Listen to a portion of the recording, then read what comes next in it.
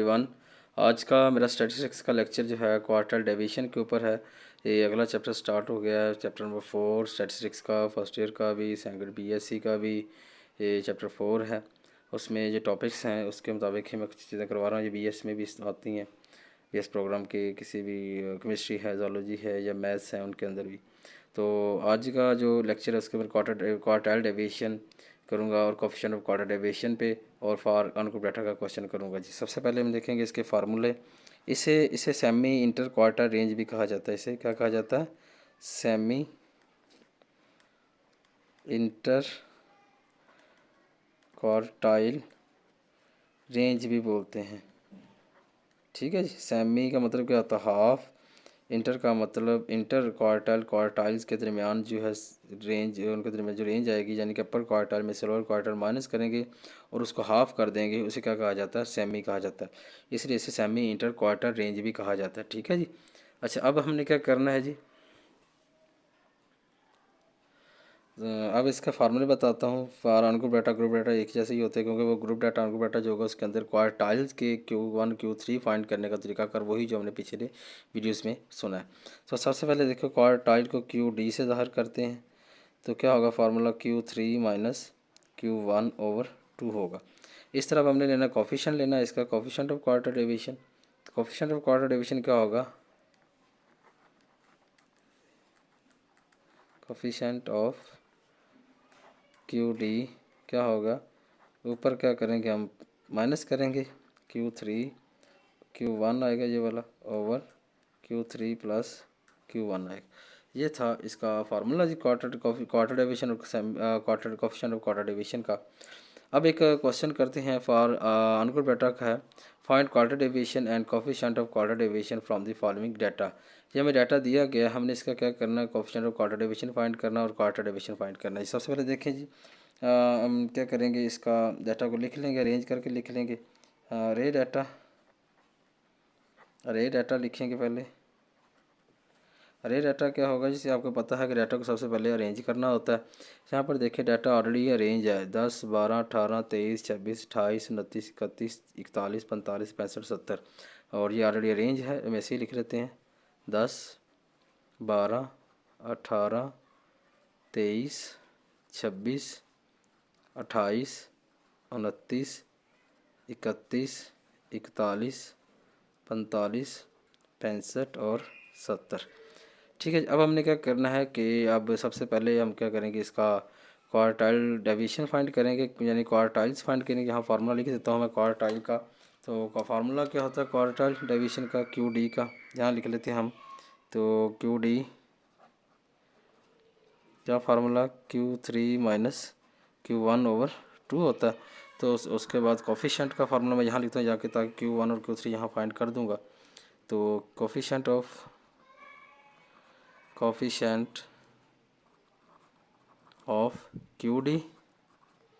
Equal to क्या होगा?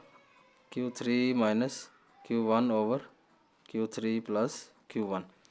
हम सबसे पहले क्या करेंगे? इनको ये फाइंड करने के लिए हमें पहले क्या करना पड़ेगा?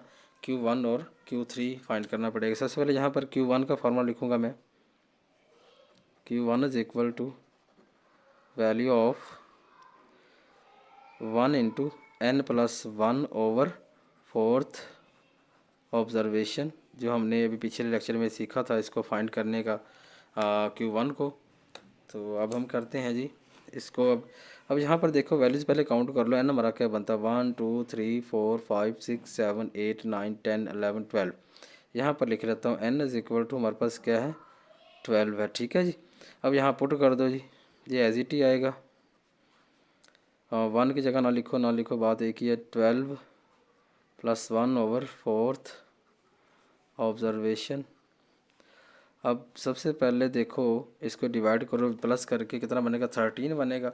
अब 13 को क्या करते हैं? हम डिवाइड कर देते हैं। 13 डिवाइडेड बाय 4 कितना आएगा? 3.25 आ गया जी। 3.25 फिफ्थ वैल्यू आ गई। अब सबसे पहले क्या करो? 3 है, पॉइंट से पहले 3 है, थर्ड वैल्यू लिख लो। 1 2 3, ये वैल्यू बनती है हमारी थर्ड वैल्यू।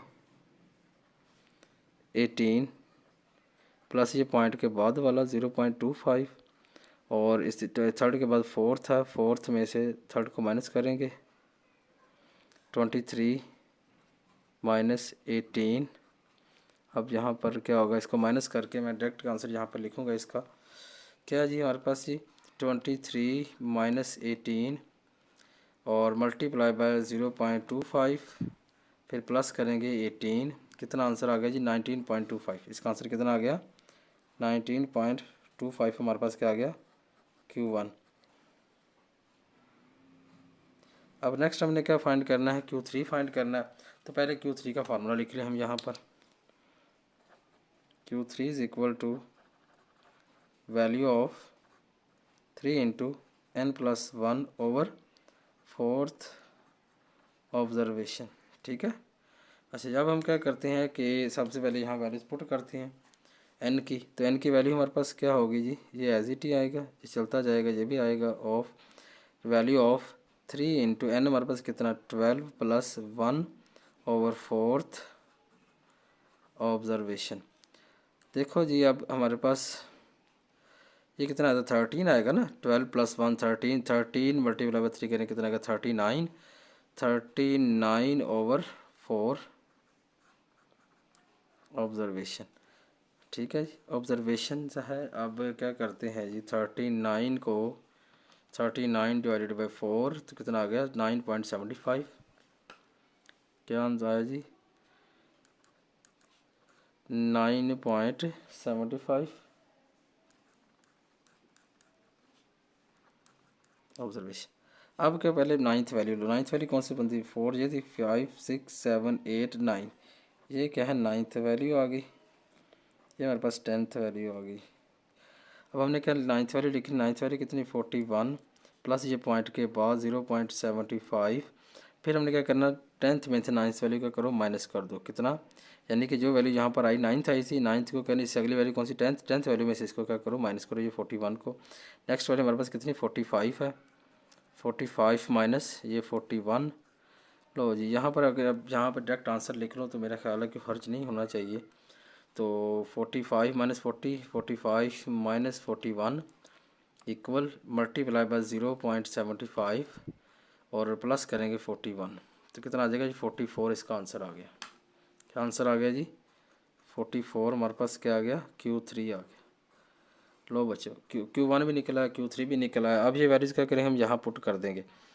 Q3 की वैल्यू हमारे पास कितनी 44, Q1 की हमारे पास 19.25 है, ओवर क्या करेंगे 2 करेंगे तो हमारे पास क्या आएगा QD का आंसर निकल आएगा जी। क्या जी 44 ऑलरेडी लिखा हुआ है, माइनस 19.25 इक्वल किया, डिवाइड करूँगा 2 पे तो इसका आंसर कितना आ जाएगा 12.375 हमारे पास क्या आ गया, इसका आंसर आ गया QD का। अब हमने क्या फाइंड करना बच्चों, हमने कोफिशिएंट ऑफ QD फाइंड करना है। तो यहाँ पर Q3 का फॉर्म वैल्यू पुट करो 44 माइनस Q1 की वैल्यू 19.25 ओवर नीचे प्लस करेंगे 44 प्लस 19.25। लो जी अब ऊपर वाला माइनस करके डायरेक्ट यहाँ पर आंसर लिखना चाहे डायरेक्ट लिख लें। तो क्या है जी हमारे पास ब्रैकेट में लिख लें 44 माइनस 19.25 ब्रैकेट बंद डिवाइडेड बाय 44 प्लस 19.25 ब्रैकेट बंद इक्वल करेंगे तो कितना आएगा 0.391 क्या आ जाएगा, इसका आंसर आ जाएगा। ये था दी कोफिशिएंट ऑफ क्वार्टर डिवीजन। ये था जी आज का लेक्चर क्वार्टर डिवीजन